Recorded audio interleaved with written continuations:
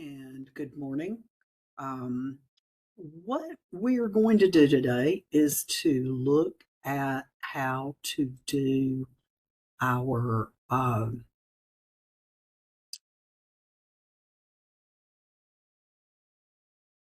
literacy calendar. I apologize. I'm trying to find my screen and make sure that you guys can see it.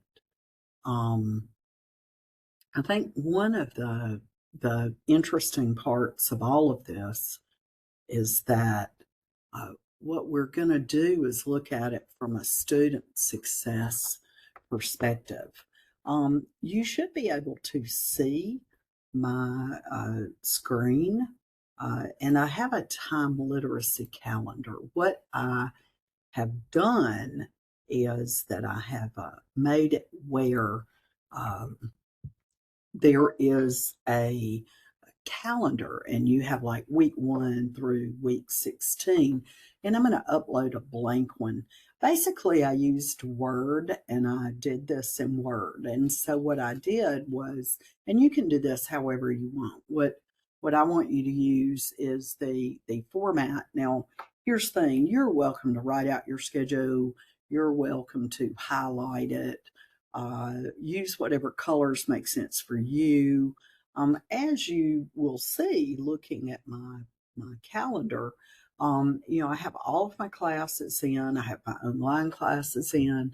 I have when I have scheduled to do grant work, when I take lunch. That shifts sometimes. When I have dinner. I also drive to campus on Tuesdays and Thursdays, and it takes me between an hour and a half and 2 hours to get to work. I usually leave around 5:30 in the morning. What I think is important about all of this is that we have to realize that while we're in school or while we're working, we may have other things that are happening and going on. So think about, when you hang out with your friends, when you study. Um, let me start by saying I think probably one of the quickest things to do for you is to put your classes in at the date and time that they start. You don't have to do yours like mine, but you want to make sure that you leave in there time to eat, time to sleep, all those different things. So, what is the goal of this activity? The goal of the activity is to, number one, make you very aware over the next 16 weeks of what you are doing. Um, when are you in class? When are you studying? When are eating? When are you sleeping? When are you socializing? So, what I want you to do for the first week is I want you to put in your classes. And then for the rest of the time, I want you to fill in, because today is Wednesday. I want you to fill in what you actually are doing this week. I think this is going to be an eye opener as we do this the first couple of weeks. I want you to make a schedule with your classes. I want you to put in like when you go to eat. But if you vary from your schedule, change your schedule. So, like if you have class and you skip the class because maybe it doesn't meet on Thursday, or maybe you have a lab on Friday, but you don't have class. Add things in. Uh, a friend calls and says, "Hey, let's go to dinner." And you go, "Okay, well, let me get ready and I'll go to dinner." But you have that you're going to study. Guys, take your study off and put that you went to dinner. What this is to focus on how your schedule is going and what are you doing. And are you wasting time? Are you scrolling on your phone? Are you playing a game? Are you talking to your parents? Follow yourself for a couple of 3 weeks and see what's happening. Look at your grades. Now, what I also want you to do is I want you to write a very short reflection. What do I mean by a short reflection? Well, what I really want to hear from you is, did this make you more aware of your need to study? Does it make you more aware of how maybe your social life interferes in your studying? Or does your social life involve studying? So I think that these are things that some of us had to learn, uh, holding a job, working, going to school, and yet I think that a lot of times we put things on our calendar on our phone, but we never sit and look at what we actually do. So this is my schedule, and I think it's kind of obvious that I work. But it also shows that it's not just that I'm teaching, but I'm also teaching online. I have kids, so I have to, on Monday, take my girls to violin lessons. I didn't put their tennis lessons in or their homework because I'm not home to do that. My husband does the homeschooling and takes them to tennis. I only take them to violin and then we go to lunch. I also haven't put in other time, like when I'm cooking or I'm grocery shopping, stuff like that. Mainly because I squeeze it in when I finish when I've accomplished something.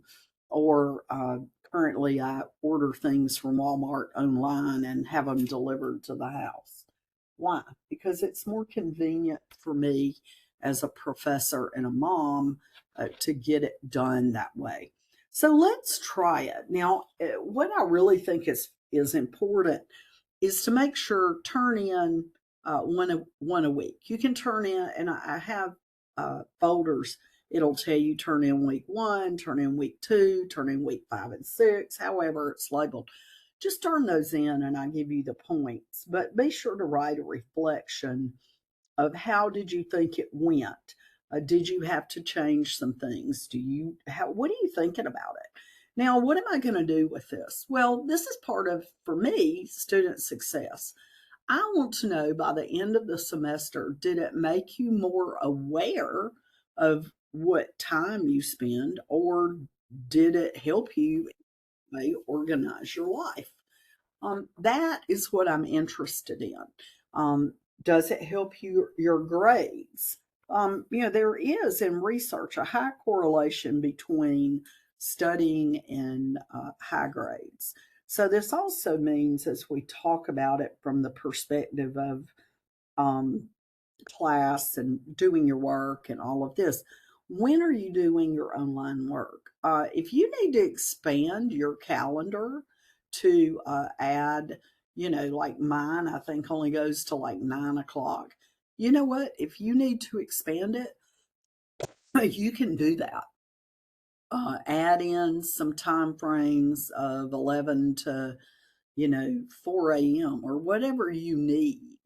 You can add that in. You can also copy this and put it into Excel.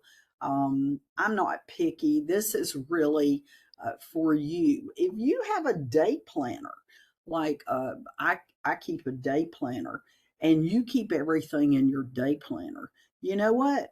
Color code it and snap a picture and upload it. I don't want this to be stressful. I want this to be a useful thing for you.